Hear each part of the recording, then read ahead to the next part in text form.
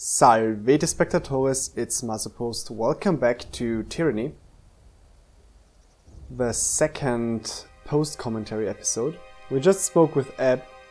I can't spoil you, she will be at some point a character that can be in our party, although it doesn't look like it. Again, some sky crab, and we saw a dead soldier's arm in that pond. So, yes, sites of war everywhere. And there is one small hidden object, you can see it on the map here. It's one of the small stones. Yeah, there we go. Berries. There are also hidden objects which become visible if we have high lore or sneak around the object or do both. So possibly if we want to detect everything, we have a guy with very high, not lore, subterfuge, I'm sorry, and sneak about just everywhere. There is actually, don't think there is anything else on this map, so I think I'm gonna go straight south to the Scarlet Chorus camp, what we originally wanted to do. And of course all of our party members have to be there. It's a little bit strange, this interface, so let's go there. It's 1 hour left, 32 minutes, more like. And again, a little bit long of a loading screen, especially if the area is somewhat bigger than a tent. And here we will talk to Fifth Eye. They all have very strange names. And the map is already discovered. They have placed themselves inside. Take another step. I'll pin your foot to the dirt. So we can mediate between these two gangs. A woman and a man, quiet shift. It proves everything. The warrior slams her fists together in a resounding clap. Like, for instance, whether you're fit to lead that flock of children. Behind her, the members of her gang posture with weapons held at the ready. Did you not hear the news of the edict? This is a foolish distraction. We ought to be saving our fight for the enemy. The chorus warrior looks at his gang, giving him a quick nod. So we can interfere. We can just walk away, do nothing. What's the problem here? No problem there, Madame Binder. She tosses her blade in the air, catching it with a smile on her way down. Captain Fuckwit here seems he's about to balk from his challenge. Thinks just because he used to run a ship, he's qualified to run a gang? She spits on the ground, looking up with a scowl. So I'm calling him out, because the way I see it, his warriors ought to follow me, not his new blood. Interesting, he was a captain before, and she wasn't, so... Captain Fuckwit was my father. Fuckwit will do just fine. The warrior points at the opposing gang. If we have to prove our strength, we'll do so happily, but I'll have your hands and feet removed, and the rest of you kept for my own use. Ooh, that's a nasty piece of work there. I'm not sure if interfering here is the best option, but I mean, we are a Fatebinder. Could be bloody. I could wager on the fight. Or we can be a good Fatebinder and stop stupid behavior, and this is outright stupid. Say, I'm calling this out foolish, stop this at once. Excuse me? She widens her eyes in shock. This is our way, Fatebinder, and you've no right to stop us. We're not harming anyone outside the chorus. Yeah, well, you're harming our interests, right? I don't know who you are, but I don't need your help. He looks back at his gang. I think we can handle ourselves just fine. They really don't get it. They seem like children to me. They have no idea. I mean, we could cut Quiet Shift's throat. Then I'll end this quickly. Huh. I could join the fight. I still could wager. Could stand by and watch. Or I could say, bickering amongst yourself costs the war effort as a whole. It does affect our side. It does affect our side as a whole, others outside the chorus, which they apparently do not see. We gain Wrath, the Scarlet Chorus, and fail with Tune. Interesting. The gang leader spins her knife for a moment as if her answer balances on its edge. Fine. With her answer, she flicks her knife to the ground and walks away, a spiteful glare casting her direction. She has the same hairstyle as me. So the first time we gained favor with Tunen, that's very interesting. I wonder if... Well, Tunen is our direct master, our superior. We're his subordinates, so... Makes sense to gain favor with him, right? Looting some food and cheese. Water. Oh, the cheese is not a food. These are Chorus grounds. State your business or get lost.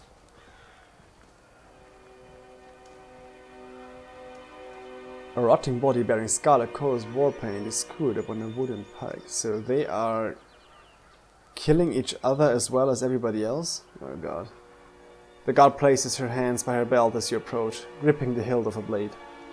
Past this point is Chorus territory. They don't look like someone's conscript. You sure you're in the right place? Come on, can't you see my style of armor? I am always in the right place. No, I'm Masopust, Fatebinder of Tunen. I'm here to help vanquish the Oathbreakers. You know, I think I was told to expect somebody, but you seem too ugly to be here. What the hell? Her lips crumple into a smirk. Why exactly should I let you in? Come on. They're getting on my nerves, these bitches. And more importantly, what's this hulking ton of iron doing there? The guard gestures at Barrack with a sneer. I think it's time to glare silently. And instill fear. Fine, just come on in. I'm sure the Fury will gut you if you're really a problem. The guard half-hearted waves you in and she nods towards. So... yeah, Furies are... It seems that the Chorus is very female-oriented. Furies must be female. And also most of the normal soldieresses are female. Look at this. 5 out of 5 women here, or 6 are all female. Some Chorus members are male. Death Knell we can talk to. And the mages are mostly male as well. You? As much an accusation as a question, the broad-shouldered woman shakes her head with a skull. So you're Tunen's Fatebinder? I was expecting something more impressive. She bows in spite of her misgivings. Death Knell, Scarlet Fury. My time is yours for as long as it amuses me. I don't like your attitude, woman. But oh well. The fighter effortlessly spins a bronze sword about in her hand. Let's get one thing clear. Stick to your words and law, leave the fighting to the grown adults. Your corpse would just be a tripping hazard to those of us having a proper bit of carnage sport. You're overestimating yourself, I guess. I mean, Furies are dangerous, but come on. We've got enough useless twats dying for our name as it is. All your Horde recruits seem good for of late is piling in a shit-reeking mound on the battlefield. She hums low to herself and flips her sword side to side with several deft flicks of her wrist. Keeps up, and we'll have to tighten our recruitment standards again. Now, what do you need? She has also a quest for us. You said something about a horde thinning? Swelling until it's thundering, then clashing and receding. It's been a way of the choruses for as long as I've been in it. She offers a one-shouldered shrug. Ambivalent if anything, but more likely just uncaring. We take our prisoners alive, give them a chance to let live, to be reborn into something better. Putting any and every able body to the sword, like the disfavored do, is nothing but a waste. A conquered enemy is but a new ally. It merely requires the proper coercion. That makes sense somehow. That's true. So I guess most of the Chorus members are Southerners, Tearsmen. Well, of course, the Furies more likely are from the north because you have to be longer in the ward. Of course, we do sometimes have the problem of lingering. Sorry, loyalties. Deserters are rarely successful in their escape, but they do try. The Venturing Guard, strengthened by their numerous blood ties, have been particularly stubborn, so have a better plan hatched. What might that be? I'm thinking we redouble our efforts to recruit settlers, focusing on the unaligned and unsuspecting instead of flushing ourselves with the goals with Oathbreakers claimed from the battlefield. How exactly do you plan to convince them? at knife punt. But you've inspired me to try a more diplomatic approach this day. What do you say, Binder? You might be able to ease them into the idea and save the lives of their friends and neighbors in the process. Sure, why not? Sounds like a bit of fun. If it means expedient, so be it. Remote settlement is now unlocked in the roadmap. Okay, new side quest. Before you howls a satisfying laugh and smacks you dead in the back. My methods are surefire, you'll see. I'll mark the settlement on your map. She grins, biting her bottom lip bloodied. I can't wait to see the outcome of your efforts. Okay, why is she so happy about that? What were you expecting? Let's see. Death Knell counts on her fingers, conducting some mental tallying. From your deeds during the conquest to how you've helped us since then... She shrugs. Suppose I didn't expect much, and you've done nothing to challenge it. By Scarlet Chorus standards, you're no more ordinary than a conscript.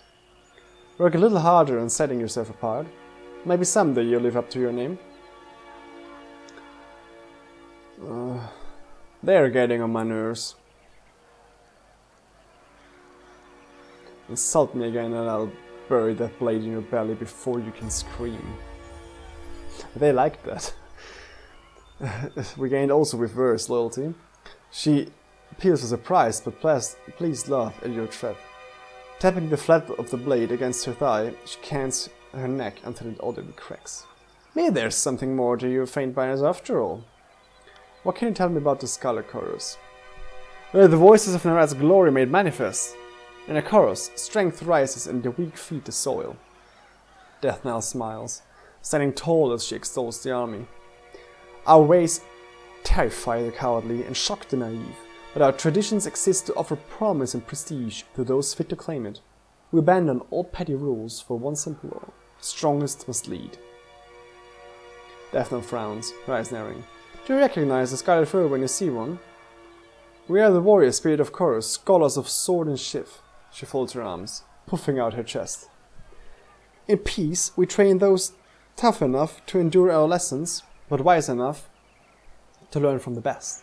In battle, it is our duty to slay our foes, inspire the horde with our skill and bravery. I guess there's a limited number of Furies and you just can't proclaim to be a Fury. Death Knell clicks her tongue, looking aside to the others in the camp with an eye roll. We're fearless vanguard of the confused but glorious rebel. How's the military treated you? Oh, it's a wonder of wonders. I eat what I want, shit where I want, and kill who I want. Sometimes I even combine pleasures. My enthusiasm for the work brought me here. A decorated Scarlet Fury veteran, eh? But I'm looking for advancement. If it means killing one of the gang bosses, I'm not above taking a swing at someone bigger than me. They can be bigger than you. Just make sure they don't hit harder than you. Wise words, sister. Okay, we gained the remote settlement quest where we can recruit guys for the Scarlet Fury. No, not for the Fury, just for the Horde, I guess. Some stuff to loot. Battle plans are scribbled over a blood-stained map of the Tears. Arrows point toward the inner ring of the Vendrian Wells Valley, and smash circles are drawn around the citadel. Gain some grain.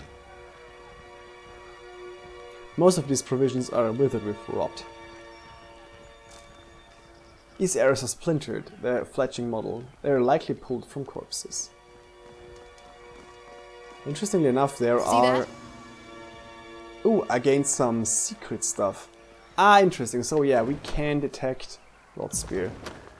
With enough subterfuge, we can detect secret stuff. Ooh, we gained Staff of Atrophy. Fatigue Toxin 2+. So the gems are just for selling, I guess.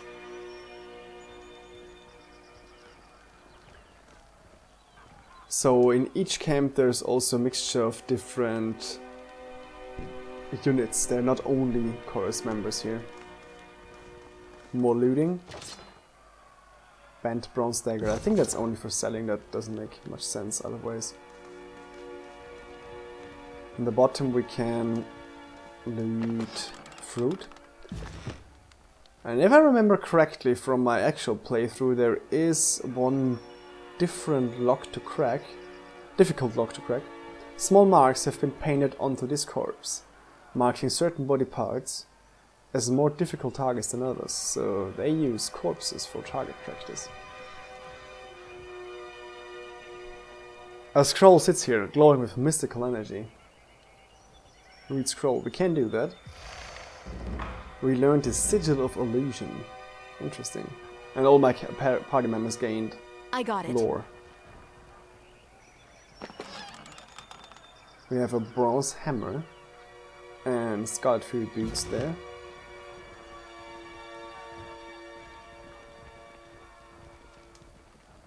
I'm not sure if I can reach this item from this side or from the other.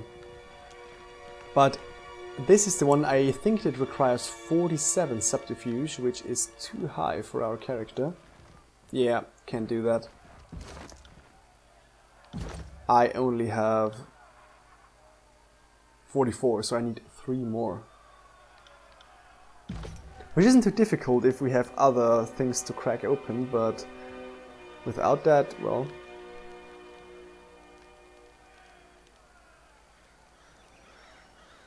So we can talk both to Fifth Eye, who stands in front of this large tent with his magical staff. I think the mages are all male, and the Furies are all female, which is typically the opposite of what you can see. Reg, for instance, is a male mage. Well, look who we have here. Chewing on some manner of cud, a heavy-set soldier flings spittle and crumbs as she talks. The Fatebinder finally shows herself. Yeah, that we know already. I'm Reg, the second soldier chimes in, and this is Baz. We were wondering when you may pay the camp a visit. The Fifth Eye has been a little starved for attention. He ordered us to watch you like a troublesome babe. Make sure you don't get out of line. Beth knits her fingers together, joints crackling as she smiles. Rag clears his throat loudly, glowering as Baz. Something like that.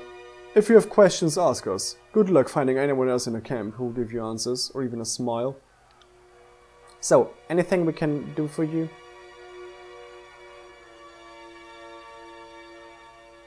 The mage is very tall. That's interesting. Tell me about yourself, Baz. I was a sellsword at the beck and call of fat merchants. Just another dented face in the crowd. After too many years of spilling blood in the local skirmishes, I realized that I was only killing time. Then Kairos showed me a better way. Unity, purpose. Now I fight for something, not just someone. Been watching the Scarlet Furies, practicing my blade work. Not good enough to join them yet, but I bet I could show you a thing or two. He scratches the back of his head, at a loss of words. I had a family, a farm. Then the chorus came and...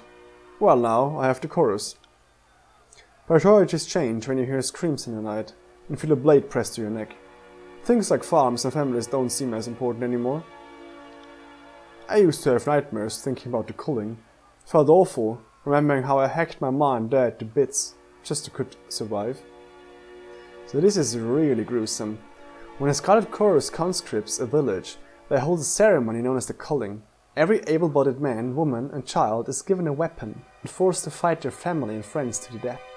Those who survive are deemed strong enough and free from old ties to join the army of the Voices. That's actually a thing which makes the chorus very unlikable. I mean, I'm not a soft heart, but this is it's just bad. Reg's eyes, shadowed for a moment with sorrow, take on a feverish gleam. The Fifth Eye heard me holding one night, pulled me out of the horde and took an interest in me. Now I'm studying magic, calling fire from nothing. If my mom and dad could see this now, they'd be so proud. They're basically all brainwashed sociopaths. Tell me about your time. Rag and I were conscripted in the Gates of Judgment. He used to fight for Okon, me for Azure. Baz chuckles, sketching her chin in thought. How many fights have you been in? 11. Rag begins to count the series across his fingers. No, 14. I count each day in sundry separately. The chorus is... Baz looks about the camp and shrugs. Not as bad as it smells. The strong, like me and Rag, we're allowed to take what we want. What we deserve. We live only as well as our strength affords us. As it should be. What can you tell me about the fifth eye? Reg trades an uncomfortable glance with Baz and lowers his voice to a whisper. They say he shares a direct link with the Voices of Nerat. Guard your tongue around him, he's a little wild, bloodthirsty, mad. Baz thinks for a moment. Brilliant.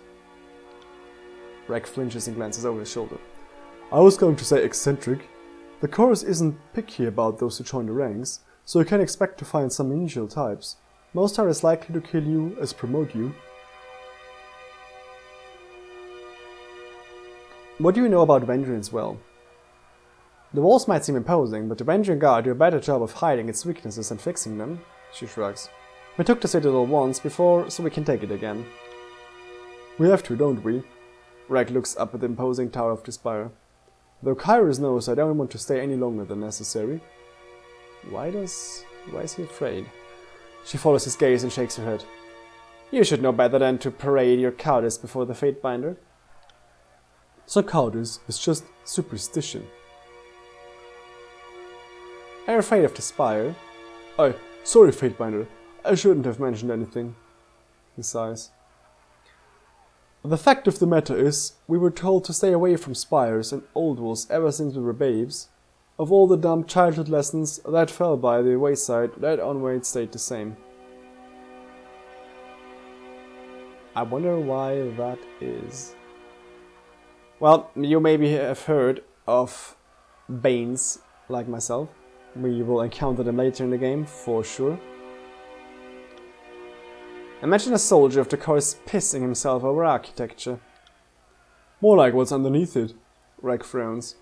The Bane lurk around those old sites and kill anything they can catch unawares. I have no wish to meet the Bane in combat unless there are 100 blood chanters at my back. She twists her lip into a frown, as she considers this. Me neither, I suppose. And they can train us, that's very good. In bows, dual wield and unarmed. So Verse definitely wants to get up her dual wield there. For Barik and myself, this does not make sense. So let's get Verse up to... Well, we need more money. Or Verse has already trained 5 out of 5 times on her level. That's also a thing to remember.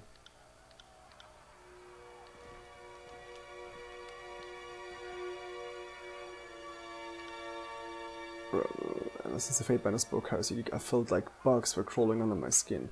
Yeah, I guess the edict gives everybody +1 resolve. That's interesting. So Reg can increase lore, subterfuge and magic staff, which is very nice. So I can actually upgrade my main character in subterfuge if I had enough money. And of course, we are shy 1 rank.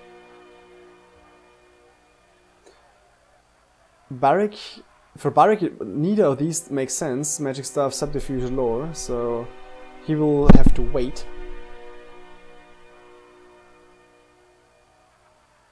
I want to train in subterfuge and lore.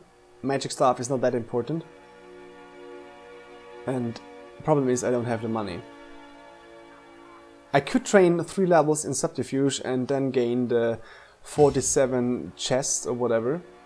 And of course I'm really 1 level shy. This is so annoying. I have to go back to a trader, train all my goods I have gained, gathered. Yeah. That's unfortunate. So, this is all we can do here, unfortunately. Yeah, I just need 1 more. This is really annoying. There are 2 other loot things we can loot, and I'm gonna go there real quick in hopes of having 1 locked chest again. So we gain just only 1 subterfuge. In my glorious reasoning, I sent my main character away, and I realized there is subterfuge actually. So this is a normal box we can loot. What do we have here? Just fruits, okay. Let's go back and unlock the other one. with the plus key, I can actually, you can see in the top corner here, I can activate the fast key and the slow key to fight. Maybe we'll choose that in fights, so that we don't have to pause as often and the combat is a little bit smoother. And the fast key makes sense when we just want to run around the map. That wasn't so hard. Unfortunately, only Barry gained 1 subterfuge, so we're still shy of the level 47. That's a little bit unfortunate, but whatever. So it is time, I guess, to talk to Fifth Eye, but we will do that in the next episode, because I guess the talking will be lengthy, and I don't want to have episodes too much above 30 minutes. With Death Knell, I'm afraid we cannot trade or do anything, so this one falls off. Yeah, so this is all for today. I thank you all for watching. I will see you soon.